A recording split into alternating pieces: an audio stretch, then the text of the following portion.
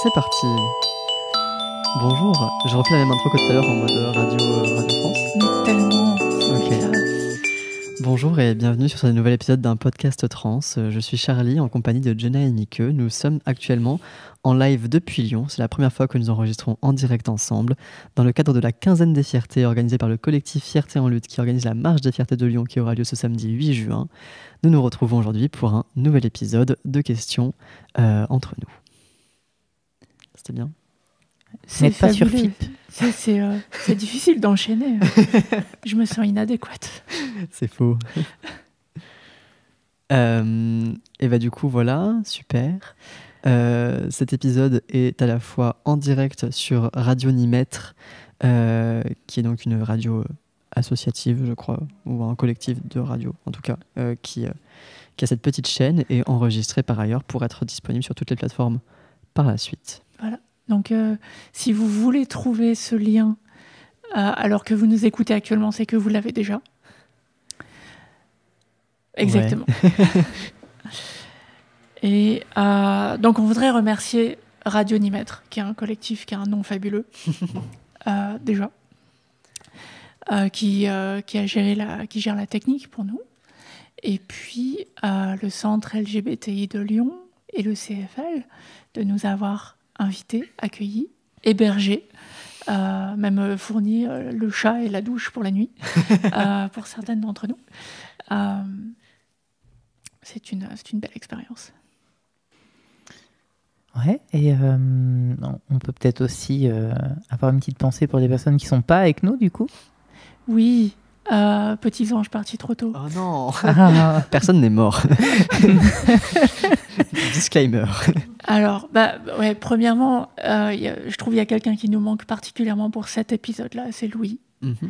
Parce que c'est Louis qui nous a amené le thème des 2 derniers épisodes et de l'épisode actuel qu'on a décidé, et aussi le prochain, qu'on a décidé de clore avec Louis aussi.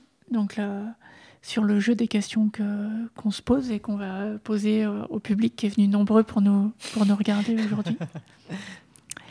Voilà, ils sont évidemment...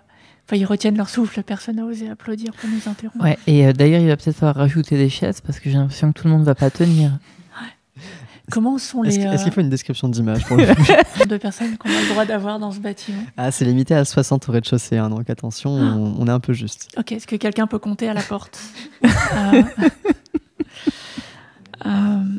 Et puis voilà, je voudrais aussi faire un coucou à ma chère tendre épouse Pau, qui n'a pas pu venir non plus, et Malais, qui est en train de récupérer d'une chouette opération qui s'est bien passée, et il n'est pas loin d'ici, mais il n'a pas le droit de bouger.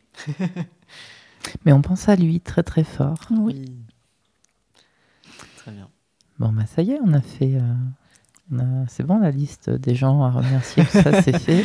On n'a pas fait de notre tour. Voilà, est-ce qu'on a pensé aux sponsors ou non, ça va? Alors, c'est pas exactement des sponsors, mais je pense que il y a la moitié des personnes qui nous écoutent actuellement en direct qui sont dans mon polycule. Parce que la communication n'a pas été exceptionnelle ou très à l'avance dans ce qu'on a fait. Mais voilà, je voudrais remercier, faire coucou à Marine, je sais qu'elle écoute, à Lise, qui est là dans les transports, mais qui essaye d'écouter, à Pau, on a déjà remercié, Anne et Jazz et June, et je crois que j'ai fait le tour. Oh, wow. Ouais, je ne vais pas citer de nom, parce que je ne sais pas qui écoute ou qui n'écoute pas, mais voilà, j'espère qu'à minima, que ce soit maintenant ou plus tard, nous écouterons des bêtises qu'on raconte. Ouais. Voilà. Mais quand même, je pourrais citer, parce qu'il y en a un qui écoute en direct, c'est vrai qui est juste à 2 mètres derrière moi. Voilà, il y a mon chéri qui est là. Qu'on distingue au milieu de la foule. Ouais, tu peux lever la main. Ouais.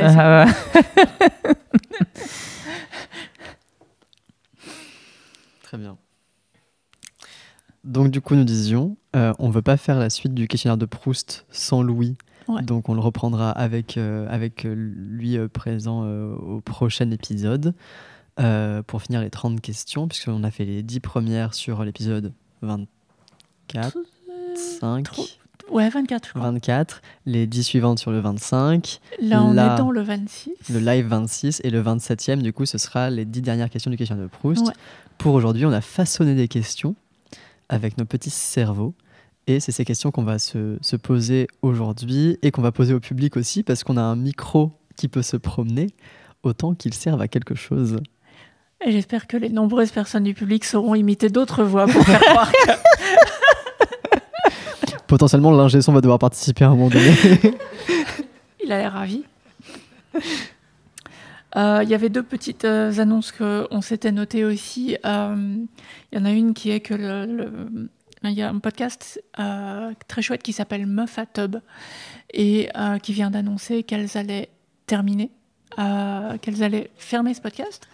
Et elles viennent de publier un appel à témoignages sur leurs réseaux sociaux pour recevoir des témoignages écrits ou des témoignages audio pour leur dernier épisode, qui sera leur chant du cygne. Donc allez voir. Et puis voilà, c'est des gens qu'on aime bien, donc c'est dommage que ça s'arrête. Et c'était quoi la deuxième annonce ? C'est pas une annonce, en fait, j'avais envie que ça sorte et de raconter la façon dont je suis arrivée hier à Lyon, parce que en fait, je suis un petit peu frustrée parce que je pensais pouvoir le raconter sur scène en arrivant hier soir et j'étais pas assez bien pour le faire. J'ai pris un train direct entre Nantes, où maintenant j'habite, et Lyon, où nous sommes actuellement. Et c'est un train qui doit faire... c'est de 14h à 21h, je crois. Enfin, c'est un bon train. Et un bon train comme ça veut dire que s'il se prend les pieds dans les lacets à un moment donné, il y a 1h30 de retard au bout. Et ça va ? Décroche, toi. Potentiellement. Vas-y, continue. D'accord.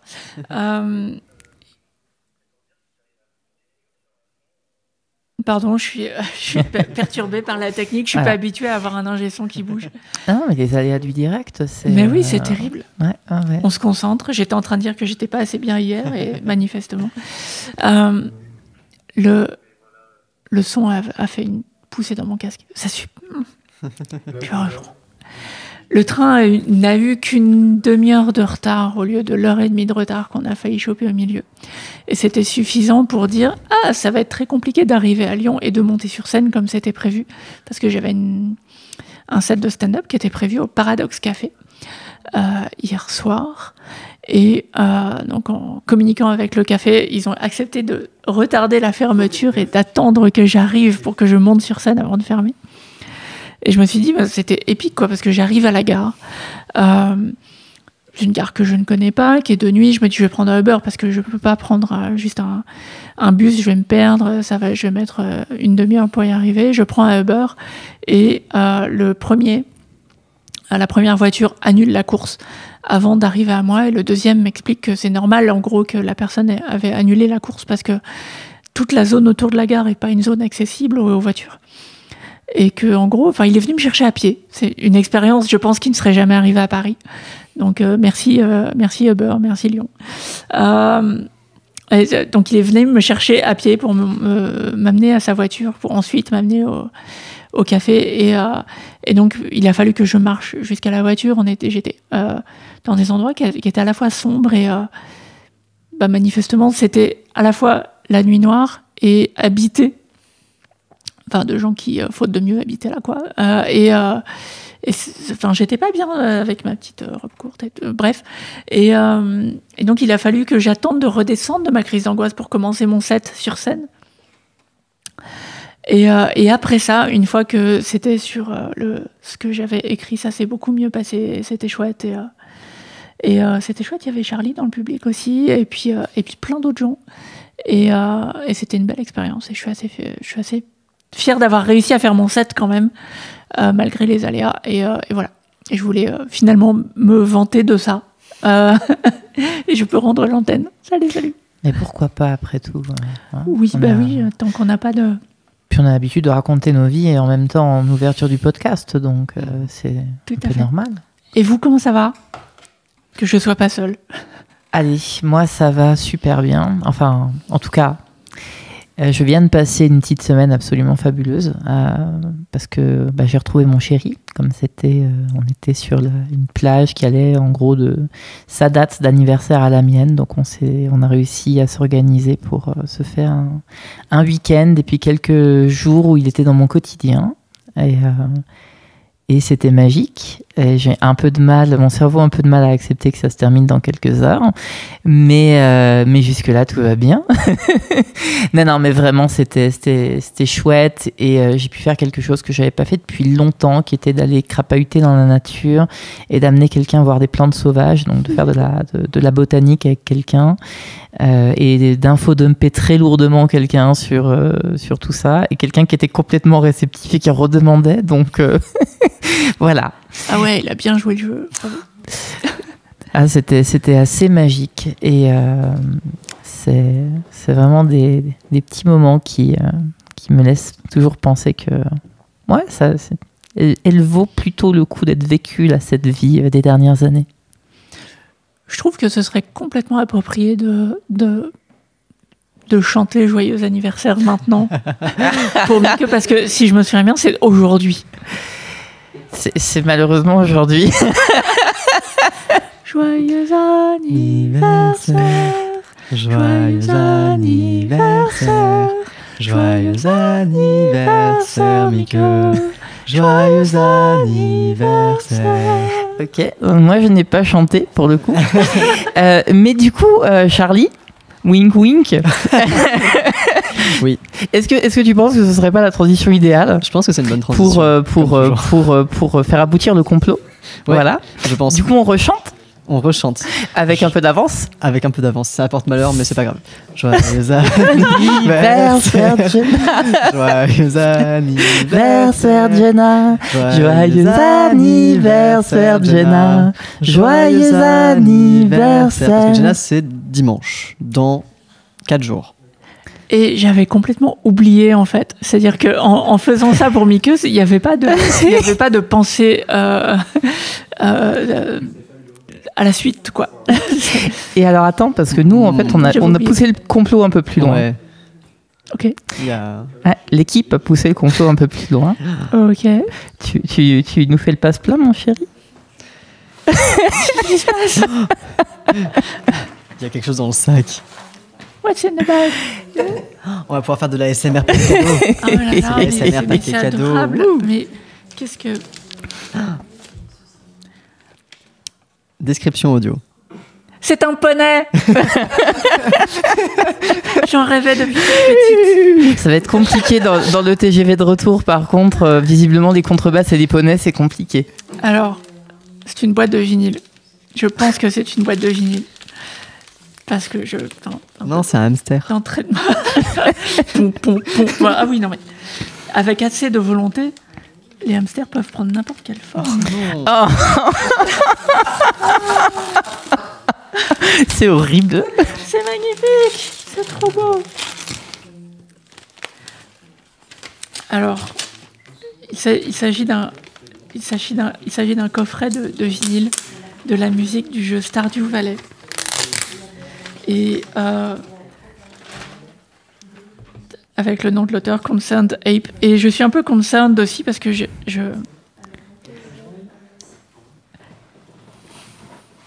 ça me touche énormément. Je suis très touchée. Et comment dire, j'espère n'en recevoir qu'un.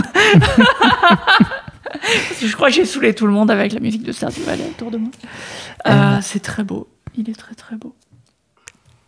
Petite anecdote, en fait. Donc, quand on a comploté, c'est évidemment quelqu'un de l'équipe qui te connaît très bien qui a eu cette idée. Okay. Et du coup, nous, on s'est vus quelques jours après. Et tu m'as parlé de ce fameux coffret. Et j'ai joué totalement poker face en disant « Ah, ça existe !» Jamais entendu parler. Très bien. Voilà. Ok, non mais ça va. Si vous avez comploté, il est possible qu'il n'y ait pas de doublon du coup, c'est parfait. Oui, effectivement. Il est très beau. Il est magnifique. Et il y a un très beau dessin. J'ose pas l'ouvrir parce qu'après il va voyager beaucoup, mais déjà le dessin sur l'extérieur du coffret est très beau.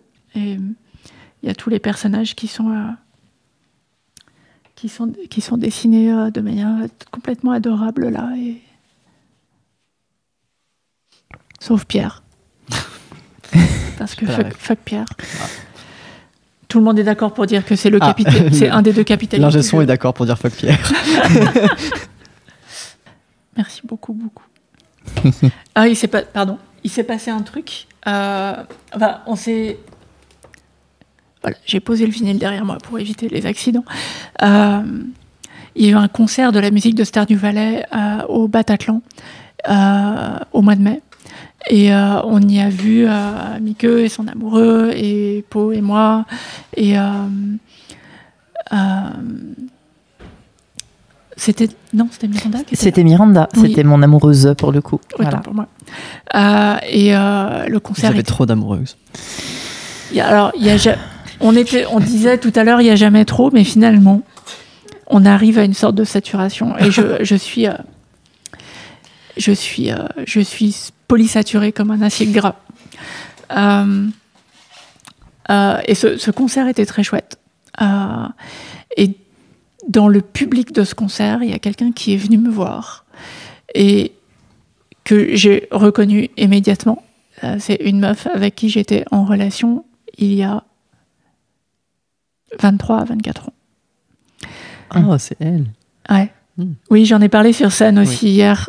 Et c'est parce que je suis encore sous le choc. Et que je la reconnaisse, c'est une chose, parce qu'elle n'a pas bougé d'un poil. C'est assez impressionnant. Moi, par contre, j'ai fait des efforts pour ça. Et elle m'a reconnue quand même. Alors, il se trouve qu'apparemment, elle m'avait reconnue sur les réseaux sociaux. Et quand elle m'a expliqué qu'elle avait vu que j'avais une très jolie ferme sur Stardew Valley, elle s'est quasiment excusée dans le même souffle pour dire non, mais je te stocke pas. Et je... ok, ça... Ok. Pour arriver à savoir que quelqu'un a une très jolie ferme sur Stardew Valley, je pense qu'il faut un peu stalker la personne. Je pense qu'il faut avoir vu un profil au moins une fois ou deux. Ouais. Parce que c'est pas public. Et voilà,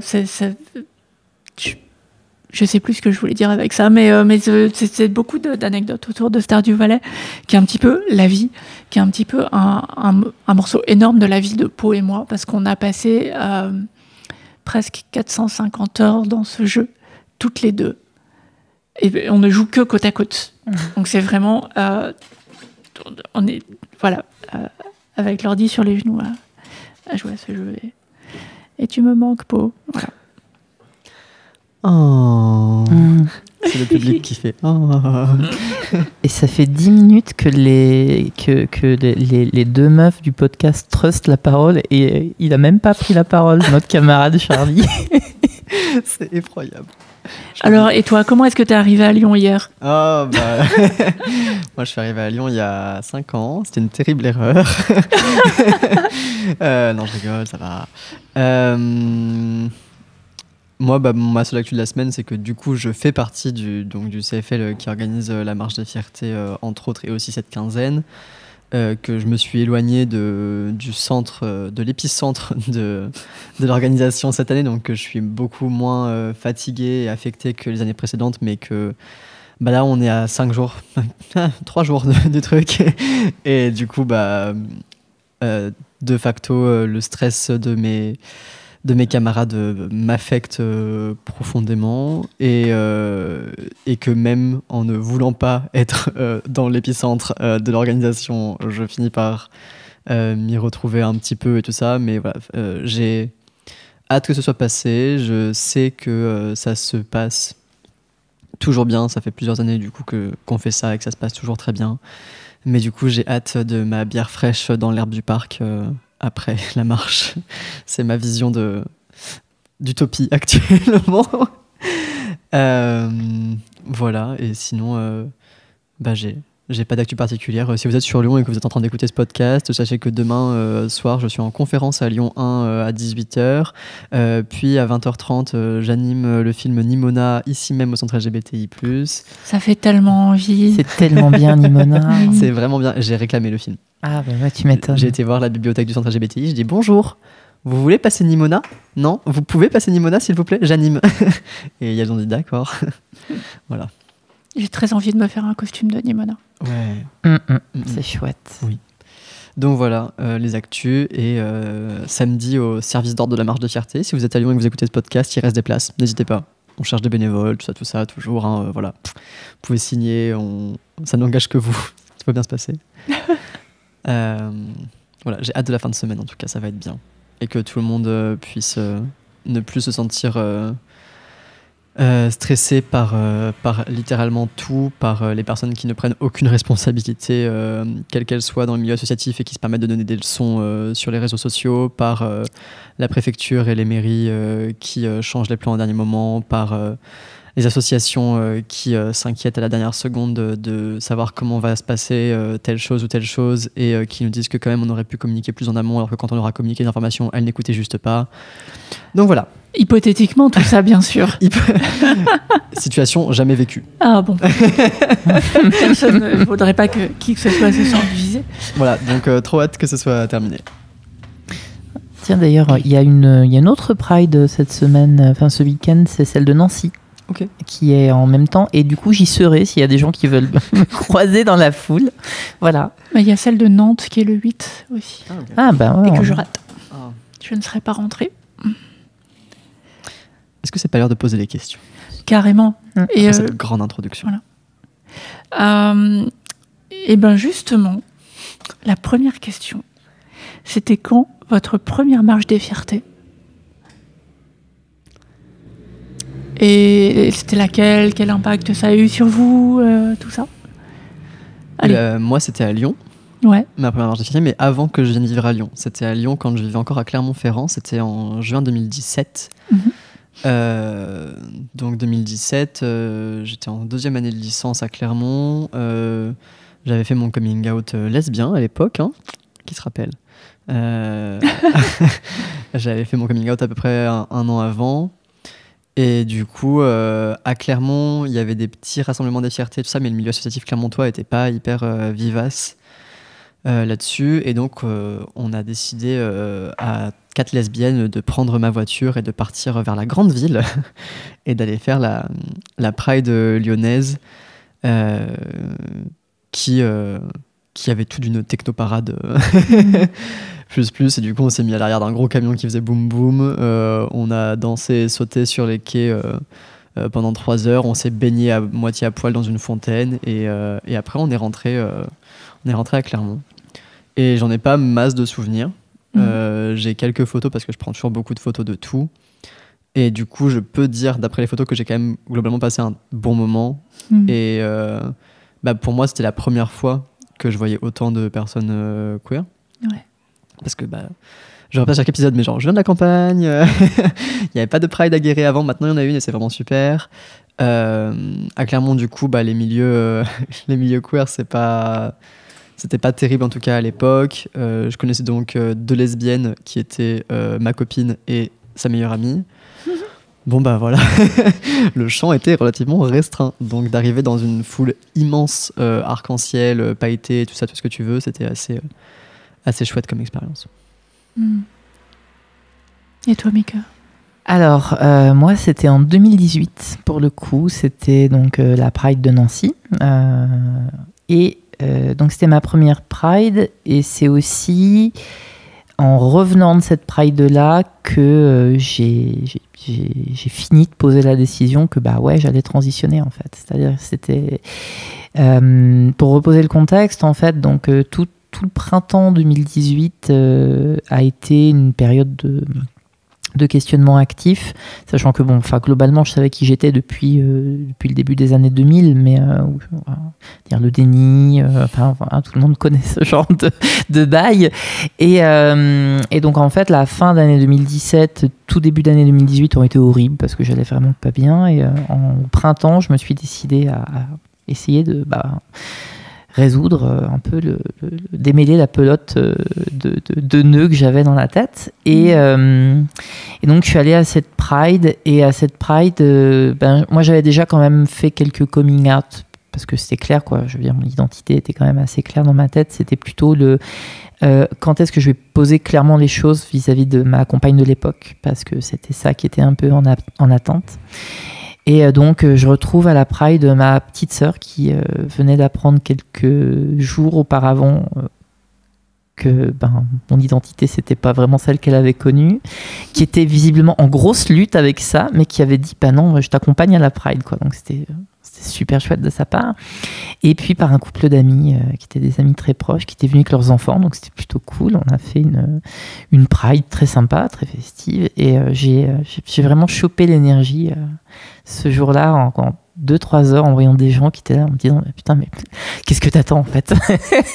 Et j'avais besoin de ça. Je pense que sans cette Pride-là, j'aurais de toute façon fait à peu près la même chose, peut-être un poil plus tard, quoi. Mais là, j'avais l'espèce d'élan du moment, et je suis rentrée, j'ai vu ma compagne de l'époque, et je lui ai dit, en fait, on va pas noyer le poisson plus longtemps.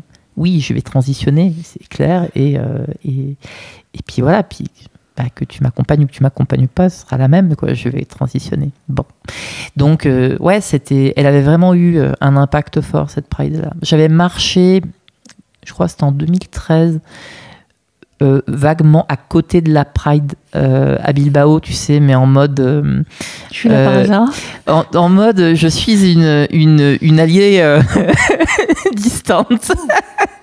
Non, mais je veux dire, tu considères pas que tu étais venu exprès? Enfin, je veux dire, c'est quand tu marches dans la même rue, t'es comptabilisé pareil par la police, par exemple. Donc, ouais, mais il faut bien comprendre que c'est une époque où je n'assumais même pas de m'approcher d'une asso LGBT, parce que je voulais surtout pas qu'on pense que, pour de très bonnes raisons, j'avais de très bonnes raisons de me trouver là, tu vois.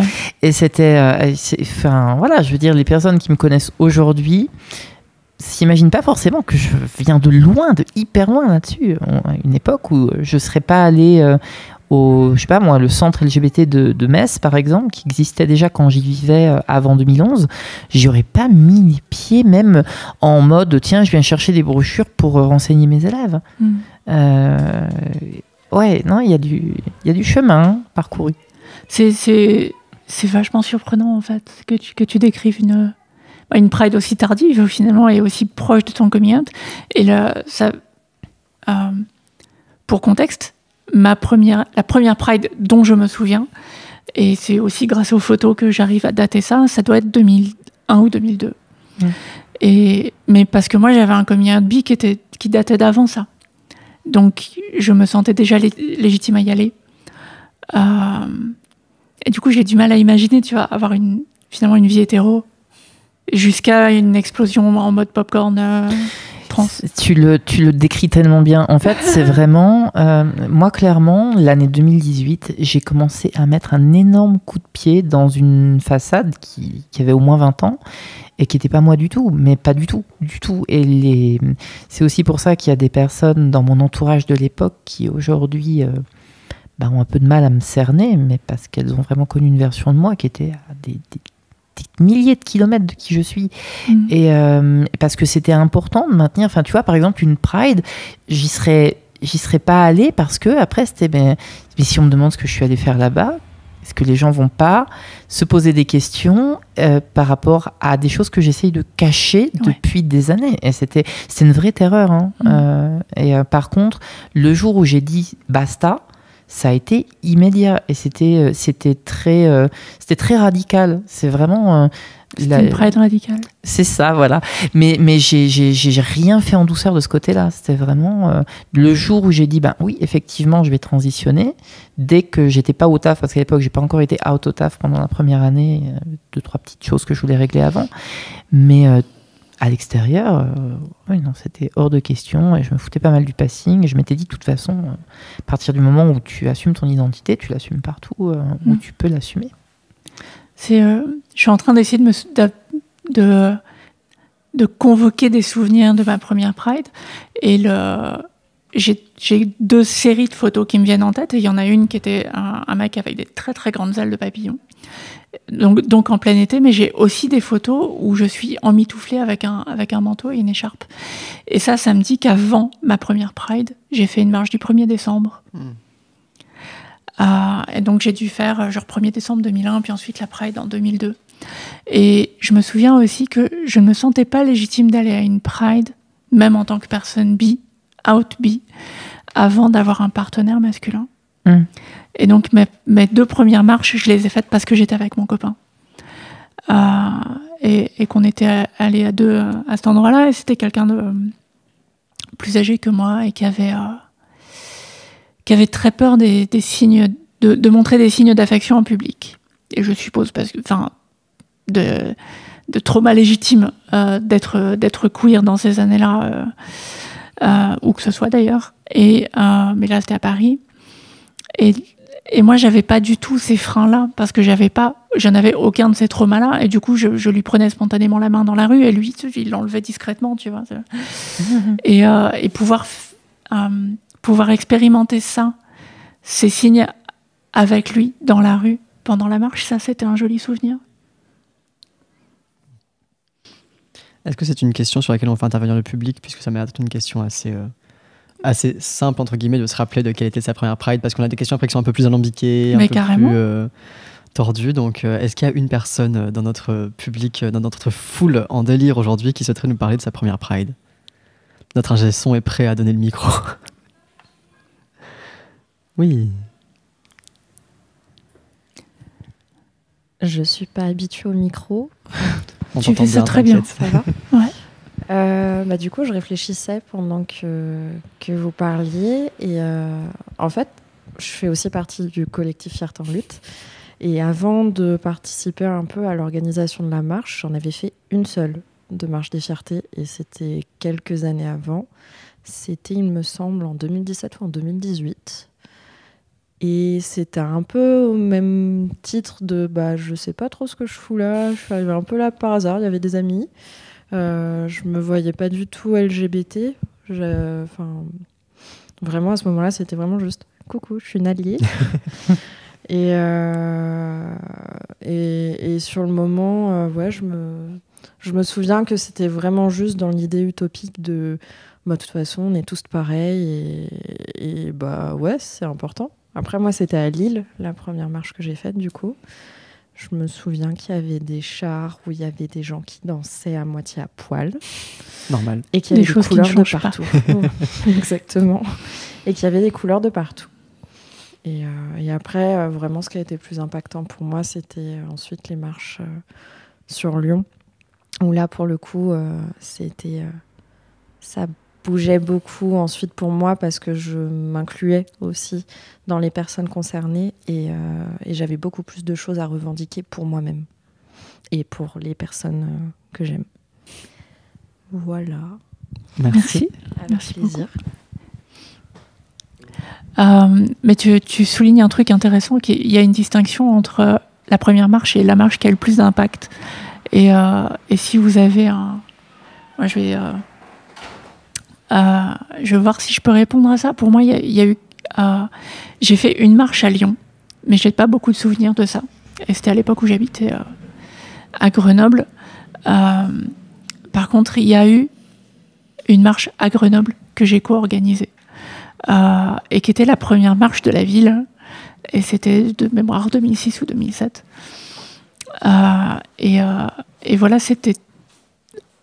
on avait l'impression vraiment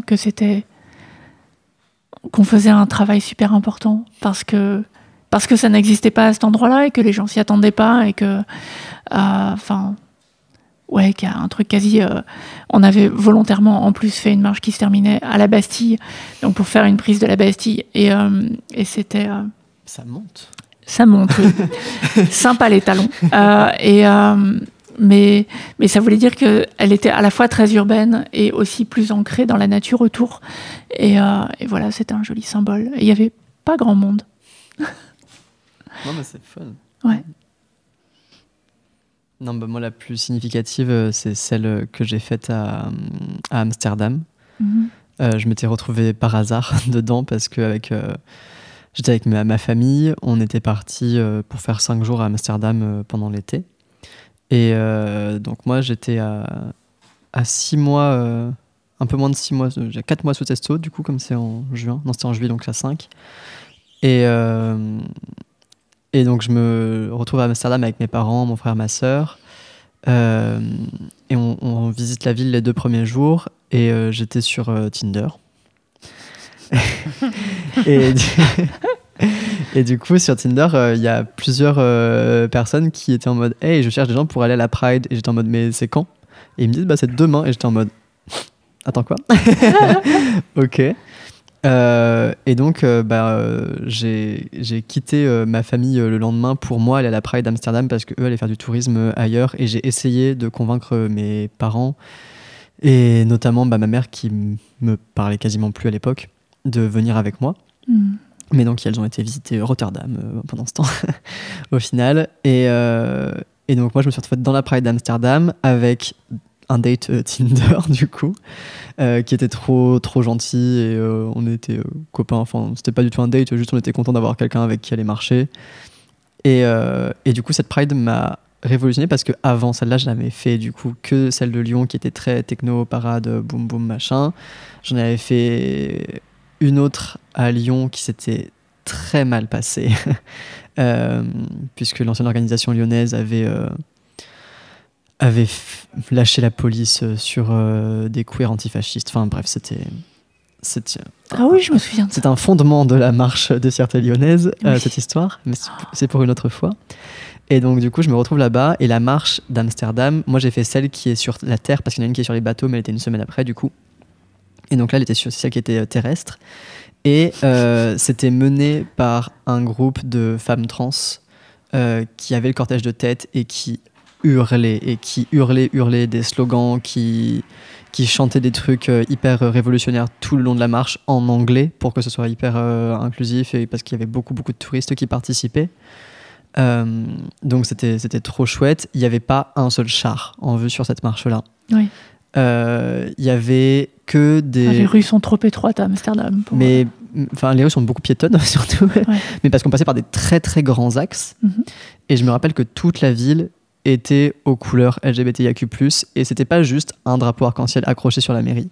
C'est genre partout dans la ville, il y avait des étendards, et sur ces étendards, il y avait écrit « Les vies trans comptent ». Il y avait écrit donner des droits pour les personnes trans, des droits pour les enfants intersexes. C'était il y a longtemps, ça, non? Non, c'était il y a pas très longtemps. C'était en 2000. J'ai transitionné en quelle année? C'était en 2019. J'ai l'impression que l'ambiance a changé.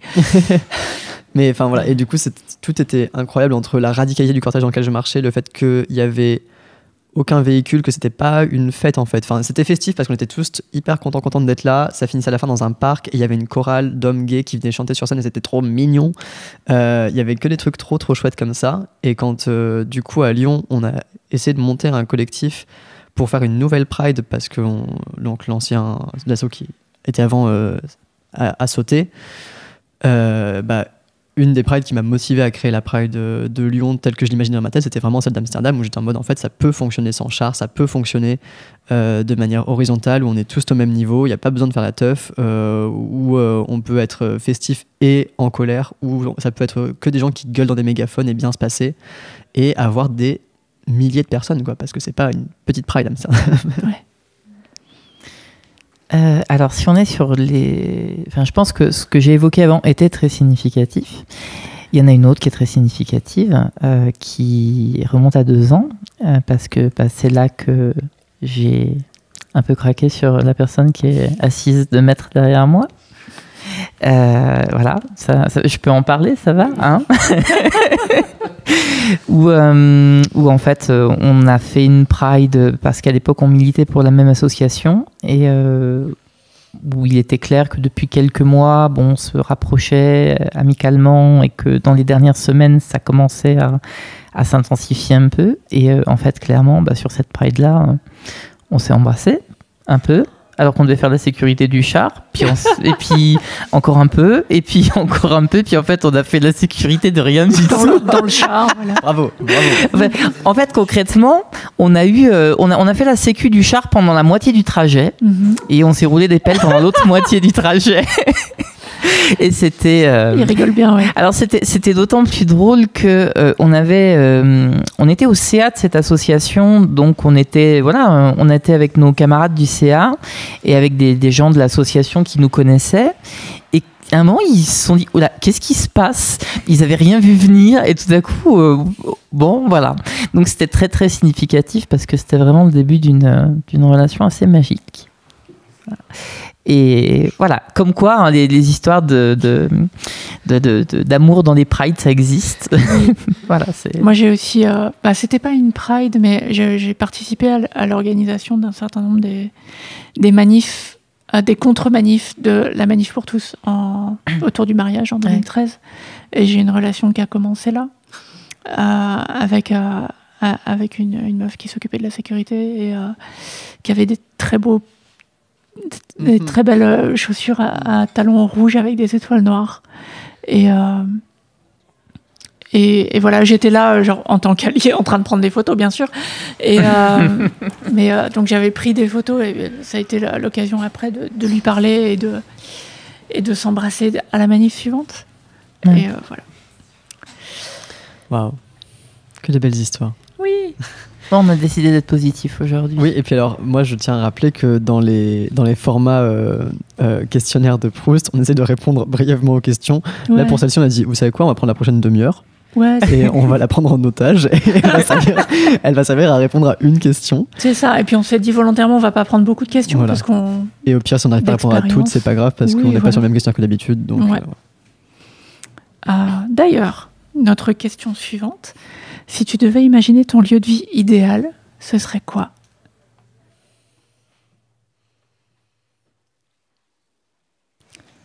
Ah, ça a l'air dur. Le gros silence. Bon, alors je vais commencer. Pour moi, c'est probablement une maison de Hobbit. Donc avec une très très bonne isolation phonique. Et un peu loin de tout, mais avec un joli village vivant quand même. Du coup, avec des producteurs locaux et une vie locale et c'est un petit peu ce que j'ai recherché en quittant Paris et pour l'instant j'ai pas le jardin que je voudrais, mais en ce qui concerne la vie locale je suis pas déçue. Il y a une librairie queer dans mon village. Ah, pas mal. Ah, c'est pas mal. Ouais. On peut imaginer vraiment ce qu'on veut. Genre ça peut être de la fantaisie, c'est pas obligé d'être un truc réalisable. Bien sûr. Je viens de parler d'une maison de Hobbit. Hein. Et depuis quand on fait du gatekeeping dans ce podcast ? C'est potentiellement réalisable. Tu vois, parce que moi j'ai bien sûr toute l'utopie de beaucoup de personnes queer, de la campagne, mes moutons, mes chiens, voilà. Mais du coup j'ai envie d'aller plus loin pour cette question et de dire en fait moi je veux vivre sous la mer. Voilà. Avec les milliardaires ? Non. Pas dans ce sens-là. Je veux, je sais pas, une petite maison, une petite anémone ou une petite grotte sous-marine parce que basiquement dans ma fantaisie je suis un triton et je veux pouvoir sortir de ma petite maison sous-marine comme ça, ploup ploup ploup, remonter à la surface et voir le ciel et toute la voie lactée au-dessus de moi quand je sors de ma maison au milieu de l'océan. Voilà, ce serait vraiment super si on pouvait arranger ça. Plutôt en mode Avatar ou Waterworld, un truc post-apo. En mode la petite sirène. Ok, d'accord. On pourrait passer Octopus's Garden des Beatles. J'étais en train de la chanter dans ma tête pour retrouver le titre. Non mais c'est de Hive Mind, ça, cherche pas. I'd like to be under the sea. Oh, je connais pas cette chanson. Eh ben, on t'enverra des liens. Mais oui, attends, elle est idéale pour... je vais pas être très originale par rapport à ce que vous avez dit, mais en fait... Alors, clairement, ouais, il y a l'idée de la campagne. Pour moi, surtout, c'est une maison où je vis pas toute seule, en fait. Enfin, où je vis pas juste avec la personne que j'aime et puis éventuellement mes enfants. Mais c'est un lieu de passage. C'est un lieu ouvert. C'est un lieu où je peux recevoir les personnes de mon polycule. C'est un lieu où je peux recevoir des amis. Et ouais, si ça peut être un endroit qui soit plutôt... en autonomie par rapport à la nourriture, par rapport à ce genre de choses, c'est encore mieux, quoi. Mais il y a vraiment il y a cette idée que j'aime bien accueillir des gens chez moi et j'aimerais bien pouvoir le faire dans une dans une maison où les personnes puissent se sentir en sécurité et voilà, où elles puissent passer quelques jours, quelques semaines si ça leur chante, et où on ne soit pas non plus obligé justement d'être, parce que j'ai besoin aussi d'être toute seule à des moments, mais je peux être toute seule dans une partie de chez moi quand il y a des gens dans une autre partie de chez moi. J'y repense maintenant, enfin, la façon dont tu le décris, c'est que ma maison idéale, ça fait très longtemps que je la décris comme une ferme, un corps de ferme avec une cour carrée et la possibilité d'avoir notre maison avec Pau et moi, parce que je crois qu'on apprécie beaucoup cette nouveauté d'avoir une maison juste à nous deux, mais la possibilité d'avoir nos amis, nos partenaires qui habitent vraiment de manière contiguë et d'avoir un village, quoi, d'avoir une communauté proche et on s'en approche aussi parce qu'il y a une maison avec un groupe de cohabitation de 7 personnes, d'amis qui sont à 20 minutes à pied de là où on habite là, et c'est vraiment chouette de les avoir pas loin. Ouais, et je crois que cette idée de pouvoir faire communauté, elle est d'autant plus présente ces derniers temps dans ma tête que ça me paraît important d'être capable justement de pouvoir se regrouper dans des temps qui sont un peu moins simples, un peu moins évidents. C'est-à-dire qu'au-delà de la possibilité de se regrouper parce qu'on s'aime beaucoup et qu'on aime partager du temps ensemble, c'est aussi pour éviter de rester isolé dans une société qui a tendance à quand même un peu mal parler de nous ces derniers temps. On a dit qu'on était positif aujourd'hui, donc je ne vais pas développer plus. Je vis dans une grotte au fond de l'océan, je ne suis pas au courant.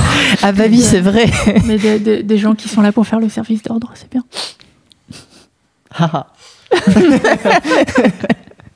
C'est drôle ça. On rigole bien. Très bien. Est-ce que vous voulez qu'on fasse la question suivante et on fera intervenir le public sur la suivante ? Ouais. Allez. Ça marche. Pour vous poser la question suivante, je vais vous expliquer le concept de headcanon. Et headcanon, c'est les choses que vous imaginez sur les personnages quand vous lisez de la fiction, qui ne sont pas dans l'œuvre, mais qui deviennent l'identité du personnage. Et la question que je vais vous poser, c'est votre headcanon. Qui est trans dans votre headcanon, que ce soit dans la fiction ou la réalité ?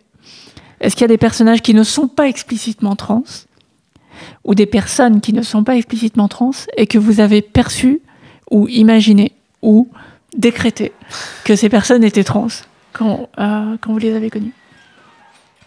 Qui est-ce qui veut commencer ? Il y en a tellement. Il y en a qui sont hyper connus, mais pour moi, je sais même pas à quel point c'est un headcanon parce que Spider-Man... c'est tellement populaire que Spider-Man est trans.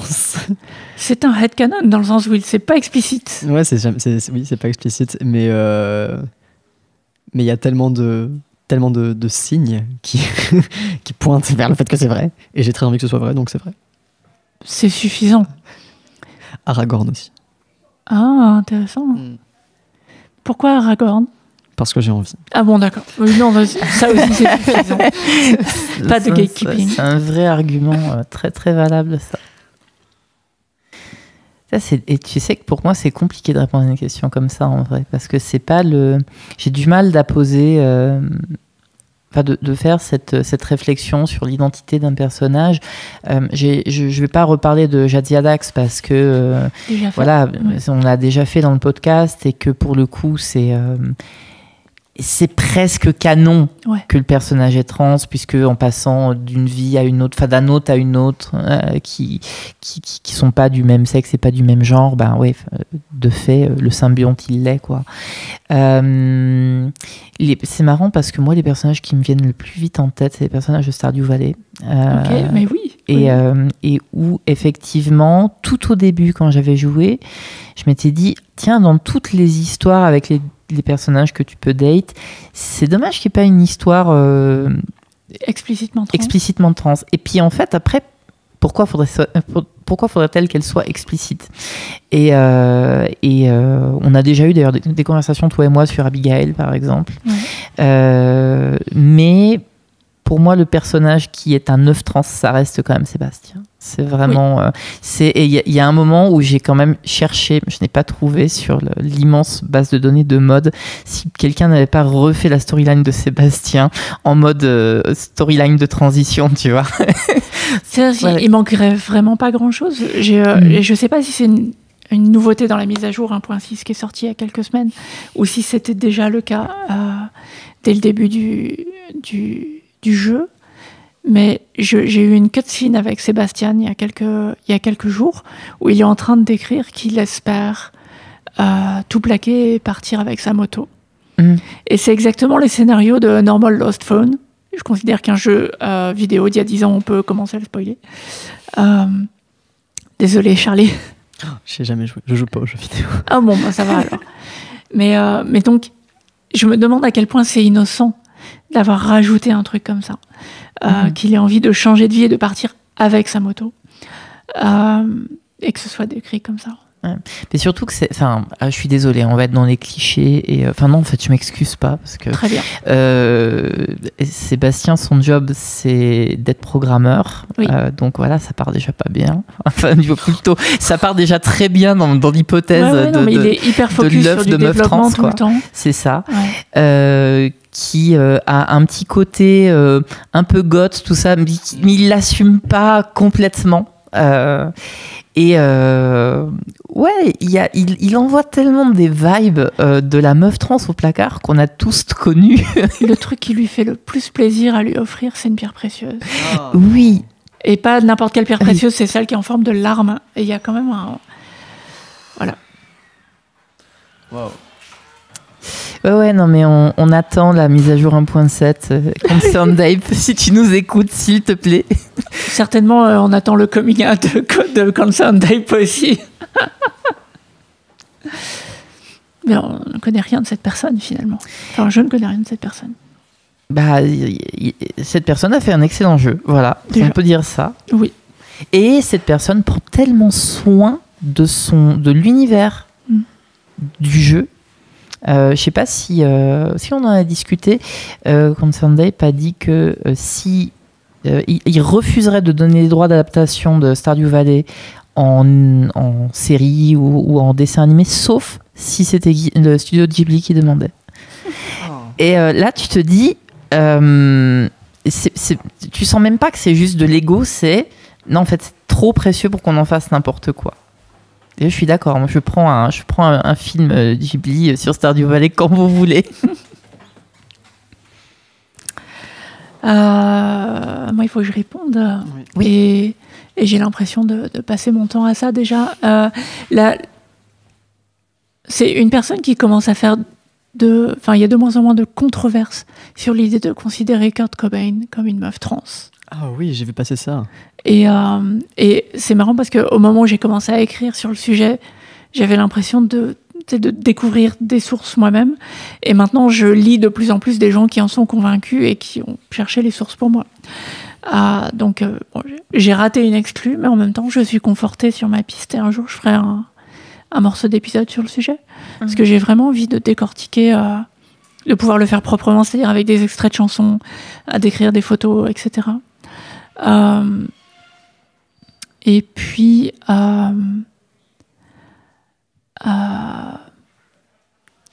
la question, elle était sur la fiction ou la réalité. Oui. Et là, dans le cas de Kurt Cobain, c'est de la réalité, mais c'est de la réalité de quelqu'un qui est décédé en 93, si ma mémoire est bonne. Donc, on est vraiment à... Enfin, on n'aura peut-être jamais de réponse là-dessus.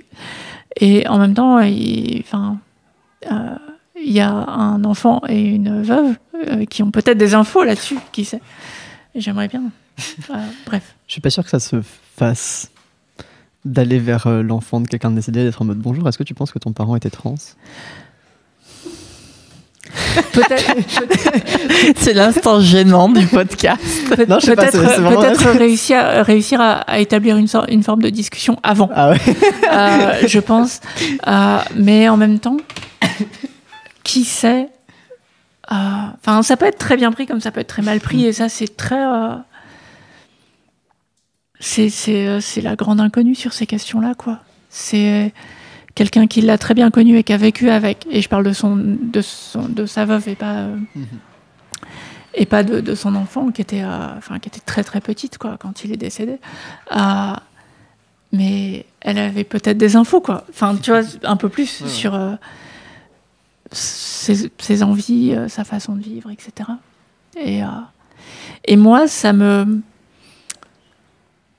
m'arrangerait parce que ça fait un moment que alors je ne m'astreins pas de manière systématique à ne plus écouter de la musique que de personnes trans, mais un peu à la Alice Coffin, j'essaye de plus écouter de musique de mecs. Au moins, donc, entre autres, enfin de l'art de manière générale. Donc, des meufs, et particulièrement des meufs trans. Et je suis très très heureuse d'avoir à ce point flashé sur la musique de Théa depuis quelques mois maintenant et de pas réussir à décrocher, et tellement c'est formidable. Mais le fait de pouvoir réintégrer Nirvana dans mes playlists, ça m'a fait très plaisir, en fait. Et sinon, j'ai envie de mentionner quelqu'un. Je pense pas que ça se fasse, enfin que ce soit très propre de le faire, mais j'ai décidé que c'était c'est un député de Les Républicains. C'est très précis. Ouais. Et il s'appelle Maxime Minot. D'accord. Et c'est le seul député républicain qui a voté pour la PMA. Et pour avoir beaucoup suivi les débats, etc., et à la fois la façon dont il défendait et puis juste sa vibe, pour moi, c'est un mec trans. Ok. Et voilà, peut-être qu'un jour on en saura plus, et peut-être que pas du tout. Mais je connais quelques mecs trans qui ont fait des choix politiques douteux, donc tout est possible. c'est ça, tu vois, tu commences ta vie en tant que maire d'une toute petite ville à la campagne, parce qu'il vient d'à côté de Clermont-Ferrand, je crois. Et tu choisis pas forcément ton étiquette au départ. Alors quand tu as soif de pouvoir, j'entends. Et donc peut-être qu'il est tombé dans cette famille-là et qu'il devrait pas, mais. Imagine que demain ça soit repris sur toutes les grosses chaînes d'infos, énorme rumeur. Eh ben ouais, je dirais. C'est pour ça que je trouve que c'est fair game. C'est que ça aurait été un député de gauche et je me serais abstenue. Parce qu'il y aurait une cohérence dans les propos et les causes qu'on défend. Et quelqu'un qui est de droite ou d'extrême droite et qui du coup nous rend pas forcément service, me dit il va gérer ses choix. Est-ce que tu voudrais le micro, Nathanaël, sur cette question T'es pas inspiré là? Non. Est-ce que quelqu'un d'autre? Vous n'êtes pas obligé de développer d'ailleurs, hein, vous pouvez lâcher un nom. Et, voilà. De toute façon, les personnes cis, vous n'avez pas le droit d'être canon des trans, donc comme ça c'est réglé. Mais qui est cis et qui est trans? Si on n'en sait rien. Ils sont trop nombreux. Pas de gatekeeping, on a dit, Charlie. Je connais 2-3 personnes dans cette pièce. Je pense pouvoir avoir quelques affirmations sur le sujet. Mais les personnes soi-disant cis dans le public, s'il y a un coming out à faire, c'est le moment. Alors, dans mon headcanon, c'est moi. C'est ça. Ma question suivante, alors. Oui, allez. Si tu pouvais poser une unique question à une personne réelle ou fictive, qui choisirais-tu et que lui demanderais-tu? Alors moi, j'ai ma réponse toute faite sur Kurt Cobain, évidemment. Mais à votre tour.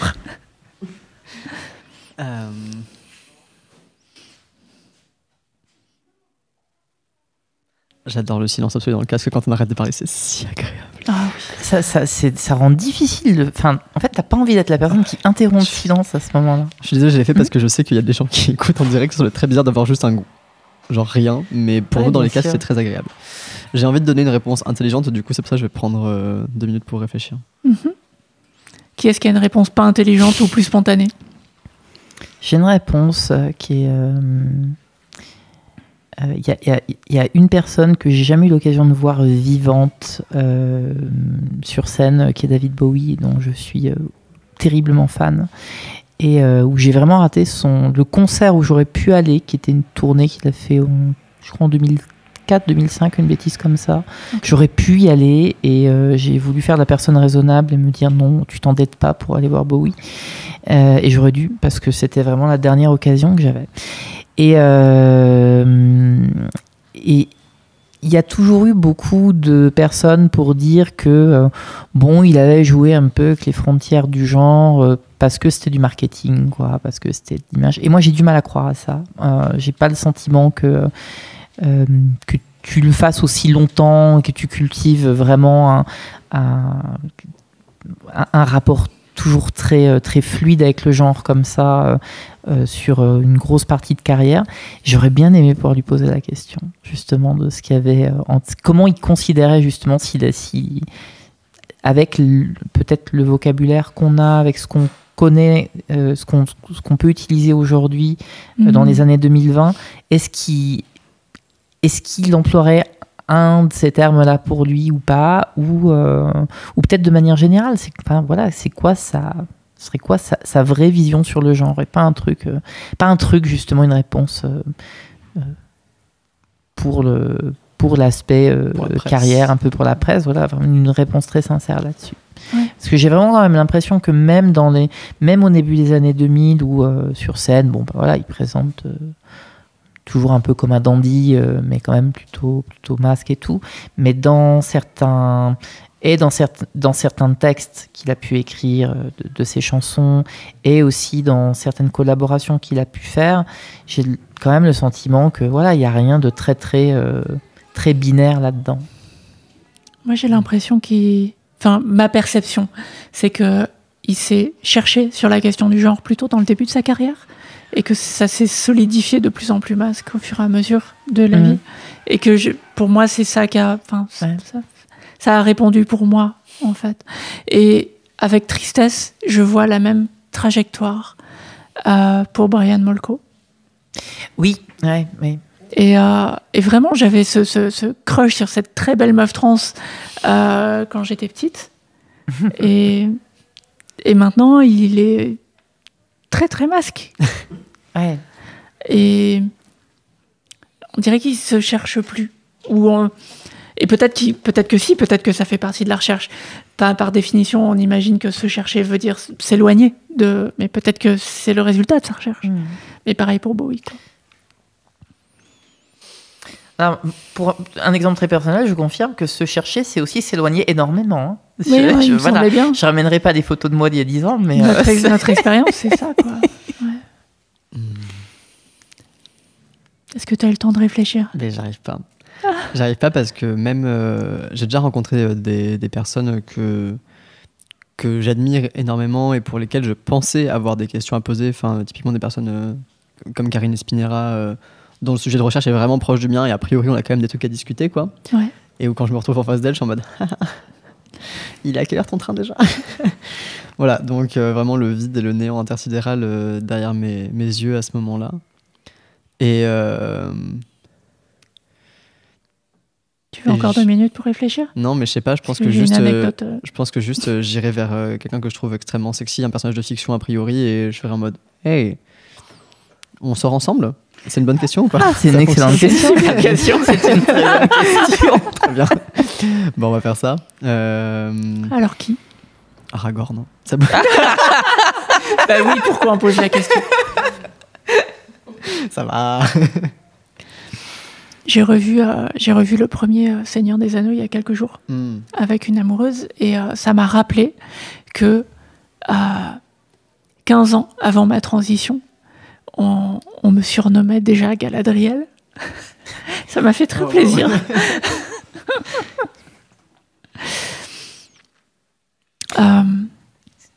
Galadriel, pourtant c'est la meuf qui dit des trucs perchés, donc ça...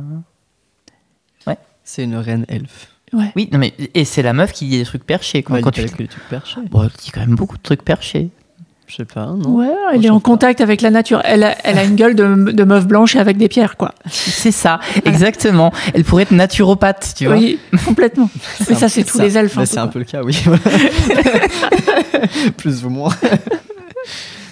Et du coup, c'était quoi ta question pour Kurt Cobain? Mais c'est ça, j'ai pas exactement de question autre que celle que Mike a décrite pour David Bowie, en fait. C'est avec ce qu'on sait maintenant, avec tout ce qui a été exploré et écrit depuis ton trépas, comment est-ce que tu te décrirais maintenant? Comment est-ce que tu te serais décrite à l'époque? Et voir si elle tique sur l'accord féminin, tu vois. Rien mais en fait, j'ai pas des masses de questions parce que, comme tu disais, rencontrer Karine Espinera ou Tom York ou Kurt Cobain ou ça m'a fait ça il y a quelques semaines avec Clélia Richard, qui est une avocate du droit de la famille, qui a fait énormément pour le droit de la famille des personnes trans. J'ai pas de questions précises, j'ai juste envie d'être là. Je suis juste contente d'être là. Est-ce que je peux rester là? Sérieusement? Un câlin? Juste un câlin. J'ai eu l'honneur de faire une interview de Karine Espinera il y a quelques années. Et il y a la moitié de l'interview, finalement, on a parlé jeux vidéo. J'avais pas envie de raccrocher. Mais ça, c'est vraiment intéressant ce que tu dis, parce que je crois qu'effectivement, il y a des personnes qu'on admire beaucoup, ou voilà, parce qu'on les a découvertes en les lisant, en les écoutant, et où des fois, effectivement, moi j'aurais cette même réaction de vouloir juste écouter, profiter de l'instant, de la présence de la personne, et pas avoir, déjà même presque me sentir mal à l'idée de la surcharger de questions.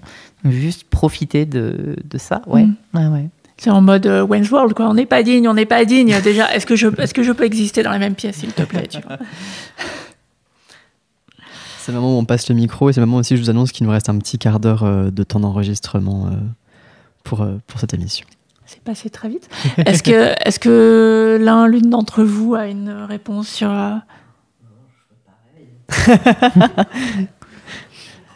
Arthur. Allez, Arthur. J'ai une super question. Oh. Beethoven, pourquoi t'as mis du hautbois sur la 11e symphonie et pas un accord de cuivre? Ça serait incroyable, ça serait vraiment théâtral, ça serait magnifique. Et t'as décidé de mettre du hautbois, pourquoi? J'adore. C'est la question, une question concrète. Ça, c'est... Ça te travaille depuis combien d'années? Si longtemps. Est-ce que tu en as parlé à un thérapeute? Non. Ouais, ou un médium, quelqu'un avec qui tu pourrais discuter. Non, j'ai plutôt aller faire des tatouages à la place. Je suis très content qu'on t'ait demandé à toi. Ah, c'est génial. Mais c'était presque une question qui sonnait comme un reproche. C'est-à-dire que voilà, il manquait ça pour qu'il y ait un tour de vraiment de oh. Mais t'as merdé. Ça me fait penser qu'il y a un album que j'aime énormément de Max Richter, qui est une réorchestration des 4 saisons de Vivaldi. Et pour moi, ça ressemble un peu à ça. Cette œuvre, elle est fabuleuse, mais là, il fallait faire ça, pas ça. Du coup, je vais le faire. Et prendre ce temps-là... Alors, Max Richter, c'est quelqu'un qui compose de la très bonne musique déjà, quoi. Mais donc, s'atteler à corriger l'œuvre de quelqu'un qui est assez reconnu quand même. Ouais, moi, je veux dire, pour corriger l'œuvre de Vivaldi, il faut avoir un niveau de confiance en toi unmatched. Ouais, et ben je trouve que en termes de la façon dont je comprends la bibliographie, la discographie de Max Richter, il voulait faire des musiques de films, mais il y avait personne pour l'embaucher. Alors il a fait des musiques de films qui n'existent pas, et il a fait des magnifiques albums de musique de films qui n'existent pas. Du coup, il s'est fait embaucher là-dessus. Et après, le fait de faire... c'est Recomposed, l'album s'appelle. Sur Vivaldi, ça lui donne les clés de n'importe quoi. On peut lui donner... vas-y, tu peux après diriger un grand orchestre, quoi. T'as prouvé que t'étais légitime, quoi. Je suis très impressionnée par ce qu'il fait. Incroyable. Ouais, est-ce que le mot correction, il est vraiment adapté ici, en fait? Moi, j'ai l'impression que c'est des Non, relectures. J'aime beaucoup l'œuvre de départ, mais moi, si je l'avais faite, je l'aurais faite comme ça, mais pas... Enfin... C'est volontairement polémique d'utiliser correction parce que ça donne l'idée que c'est pas bien fait, mais c'était un petit peu le ton de la réponse d'Arthur, donc ça c'était drôle. Oui. Mais dans Recomposed, c'est pas corrigé, c'est aussi adapté au temps présent, parce que de nos jours on composerait pas de la même façon, qu'on a accès à des technologies qui sont pas les mêmes ou des instruments qui sont pas les mêmes. Il y a un côté hommage aussi du coup. Ouais. Et ça c'est quelque chose qui se faisait beaucoup avant. Jusqu'au XVIIe siècle, XVIIIe siècle, l'invention des droits d'auteur, en gros, le moment où on a figé la paternité ou maternité d'une œuvre à son auteur, alors qu'à l'époque de Mozart, c'était pas clair. À l'époque de Vivaldi, encore moins clair. Donc il y a des échanges d'œuvres qui se faisaient très très librement à l'époque, parce que la musique n'appartenait à personne. Et là, maintenant, ça appartient à Vivaldi encore maintenant, même après le passage de Richter. Waouh, on a bifurqué. Est-ce qu'on fait une dernière question avec une réponse rapide ou est-ce qu'on fait une petite conclusion Ouais, je crois que la dernière question, elle peut être... Est-ce que vous avez des anecdotes fun, marrantes, rigolotes, de coming out? Moi, j'en ai une, ma préférée. Ah, bah vas-y. Donc moi, quand j'ai fait mon coming out trans, je l'ai d'abord fait à des amis, à mes frères et sœurs, puis à l'entièreté de ma famille et à toute personne des cercles plus ou moins proches grâce à un post Facebook. Voilà, comme ça c'était fait. Mais il y a quelques personnes dans ma vie qui n'ont pas Facebook, et notamment c'était le cas de mon arrière-grand-mère, qui avait 97 ou 98 ans à l'époque. Et donc du coup c'est pas moi qui lui ai fait mon coming out, j'ai donné l'autorisation à ma tante dont j'étais très proche de le lui dire, puisqu'elle la voyait plus souvent que moi.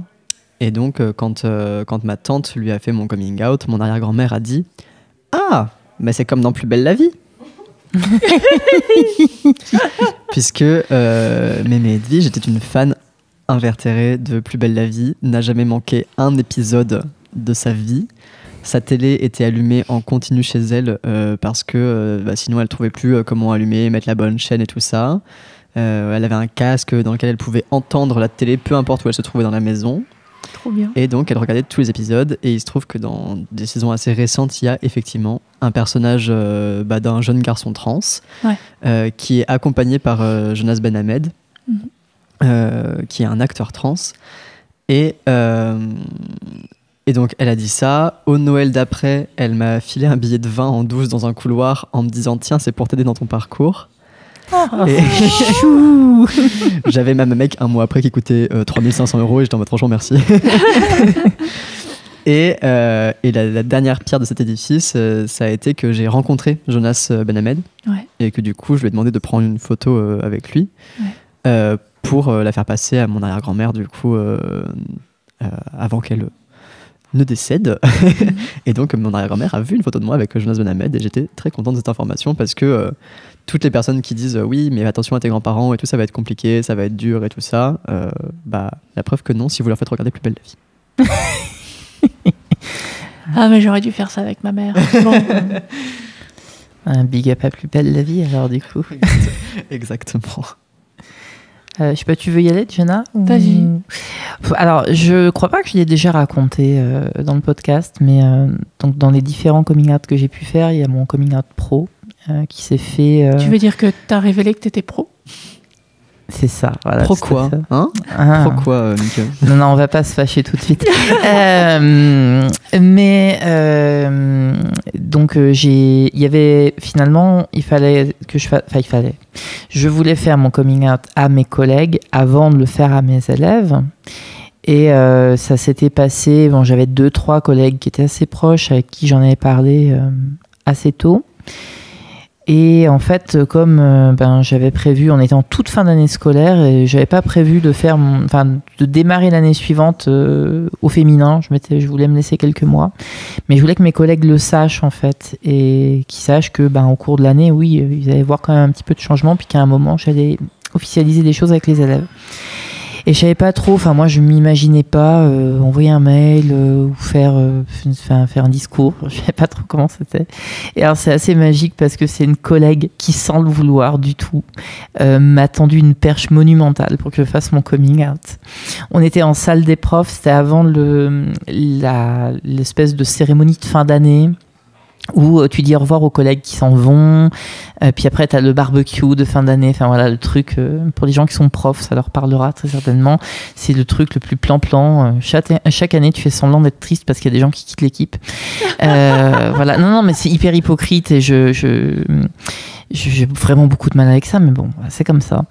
Et donc on attendait en salle des profs avant, parce que voilà, c'était à une certaine heure, on avait cours avant, donc on tuait le temps, une demi-heure. Et dans les conversations, il y a une collègue assez forte en gueule qui dit « Oh, de toute façon, les mecs, c'est toujours, ils ont toujours les trucs les plus faciles, ça se passe toujours bien pour eux. Moi, si c'est pas compliqué, hein, je vais changer de sexe, ça sera plus simple. » Et alors on était assis on était une dizaine assis autour d'une petite table et je dis ah bah toi aussi. Magnifique. Ah mais je veux dire c'était la plus belle perche qu'on pouvait me tendre.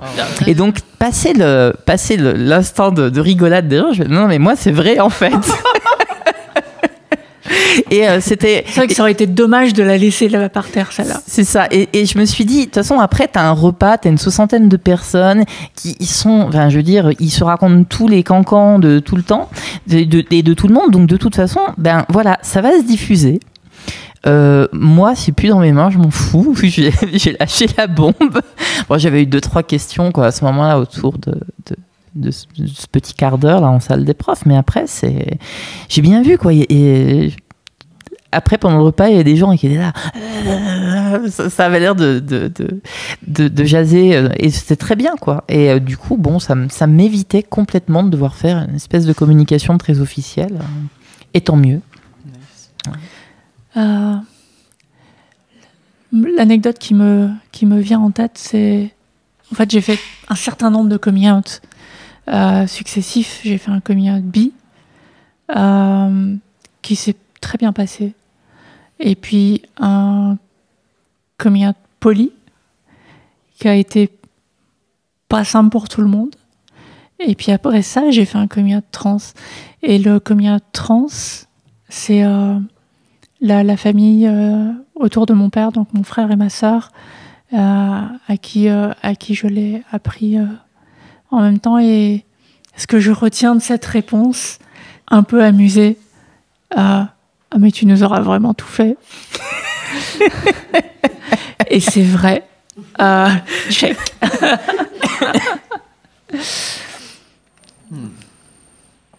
Ouais, ça on l'a tous tu le fait de faire toutes les lettres de l'alphabet de la mafia LGBT. On n'en est pas très loin en tout cas. C'est drôle quand tu parles du coming out poly parce que c'était j'ai pas eu trop de stress. Je veux dire, c'était raisonnable quand j'ai fait mon coming out trans à mes parents parce que je savais que ma mère était vaguement déjà au courant quand même qu'il y avait des questions chez moi là-dessus, donc et elle avait très bien réagi à l'époque. Et puis effectivement quoi, ils ont eu quelques questions, mais globalement il n'y a pas eu trop de soucis avec eux. Ils ont vraiment été chouettes. Et par contre en fait, quand j'ai voulu effectivement parler du fait que j'étais polyamoureuse, c'était dans la veine, vraiment dans la suite de mon divorce. C'était concomitant. Et je me disais, mais voilà, mes parents, plus de 40 ans de mariage, pas hyper conservateurs, mais quand même un peu tradis là-dessus, quoi. Comment ils vont réagir ? Et donc j'avais vraiment peur, et c'est complètement le contraire qui s'est passé. C'est-à-dire que ma mère m'a dit oh mais c'est très bien, puis tout le monde est au courant, c'est super, profite de la vie ma fille. Et moi j'étais là, je fais waouh. D'ailleurs moi non mais le truc c'est que pas du tout, tu vois, mes parents c'est vraiment le couple plus classique que tu puisses imaginer. Là ils en sont à plus de 45 ans de mariage, voilà. Mais j'aurais pas imaginé que ça soit accueilli de manière aussi simple. Alors, quand je dis c'est pas théorique, quoi, c'est que mes parents ils ont vu passer tous mes partenaires depuis 2 ans, Et ils sont toujours contents de les recevoir à la maison et de faire connaissance. Ah tiens, c'est une nouvelle personne. Ah tiens, tu nous as ramené quelqu'un d'Allemagne, c'est cool. Ah non, mais et ça, par contre, j'aurais vraiment pas anticipé. Donc c'est plutôt cool. Très bien. Des gens qui ont des histoires rigolotes à partager sur Coming Out. Ah, il y a Non. une histoire là-bas. Ouais. Oh, mais oui, carrément. Allez, la dernière pour la fin. Donc c'est pas Très près du micro. Ouais. C'est la petite anecdote d'une personne. J'espère que elle ne m'en voudra pas de la raconter.